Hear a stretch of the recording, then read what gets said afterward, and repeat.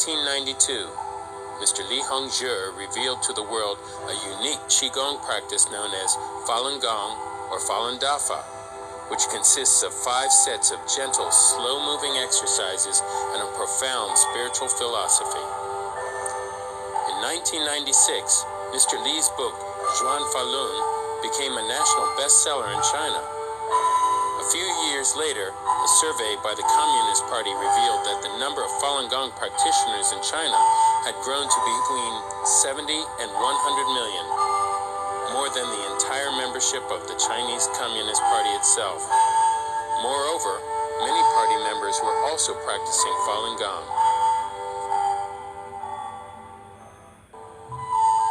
Falun Gong is deeply rooted in traditional Chinese culture. Soon it spread rapidly to more than 40 countries throughout the world. To have so many people involved in something that transcends the communist ideology, promotes independent thinking, and elevates each individual's spirit was a challenge to the party's top leader.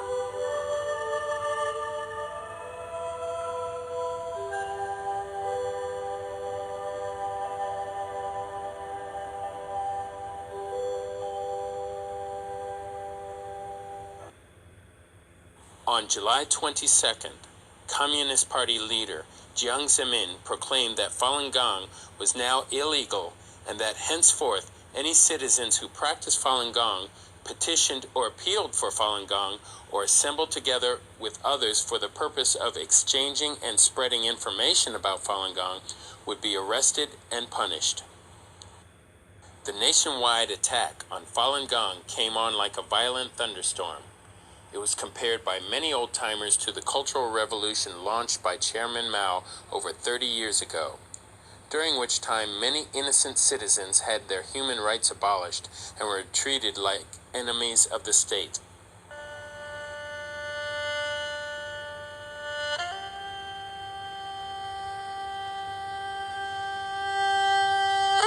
Given the brutality of the government's attack upon many of its citizens, it is not surprising that reports of torture and death soon started emerging from China's jails, detention centers, and labor camps.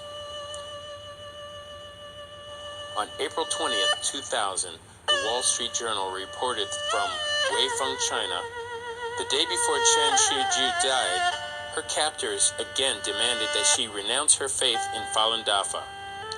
Barely conscious after repeated jolts from a cattle prod, the 58-year-old woman stubbornly shook her head. Enraged, the local officials ordered Mrs. Chen to run barefoot in the snow. 2 days of torture had left her legs bruised and her short black hair matted with pus and blood, according to cellmates and other prisoners who witnessed the incident. She crawled outside, vomited, and collapsed. She never regained consciousness and died on February 21st. Liu Yofeng, 64, was a retired worker from Wandong City.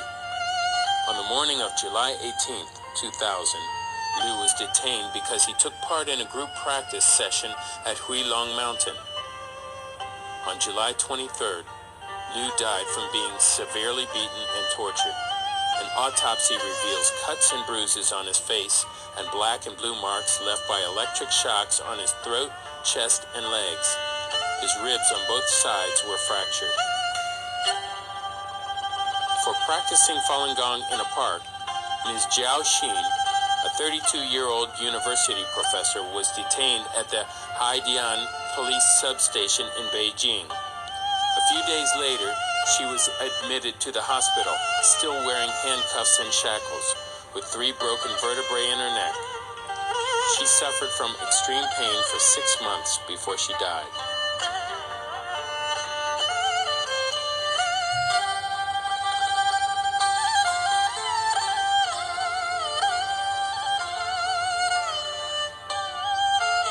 The Washington Post reported the case of practitioner Su Gang, a computer engineer who died after spending a week in a mental hospital, where doctors injected him twice daily with an unknown substance that made him lose mobility and finally led to heart failure.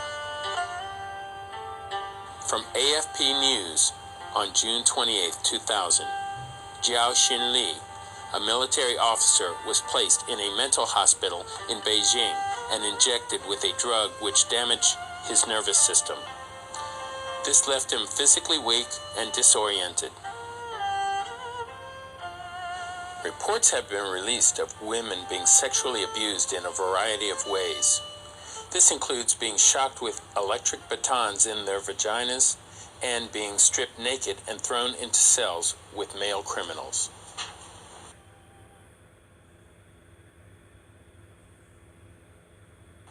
The Falun Gong crackdown is not limited to Chinese nationals.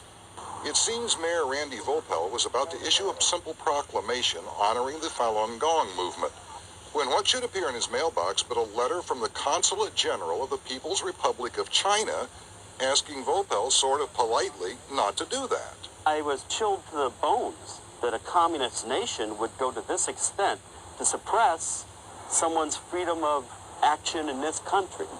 That's what really bothered me. Australian citizen Jiang Sui-ying was detained for 8 months because she went to China to appeal during the annual meeting of the People's Congress. While in jail, she was forced to work more than 10 hours a day and suffered humiliation in front of male guards. On November 15, 2000, without benefit of trial, Professor Jiang Kunlun, a Canadian citizen, was sentenced to 3 years in a Chinese labor camp for peacefully practicing Falun Gong exercises in a public park. Due to international pressure, he was released after serving 2 months of his sentence. Many organizations and governments around the world have condemned China for its persecution of Falun Gong practitioners. These same organizations persevered to reveal the truth about Falun Gong. Most recently, on March 14th, Freedom House, the world's oldest organization that monitors human rights, honored Mr. Li Hongzhi and Falun Dafa with the International Religious Freedom Award of 2001.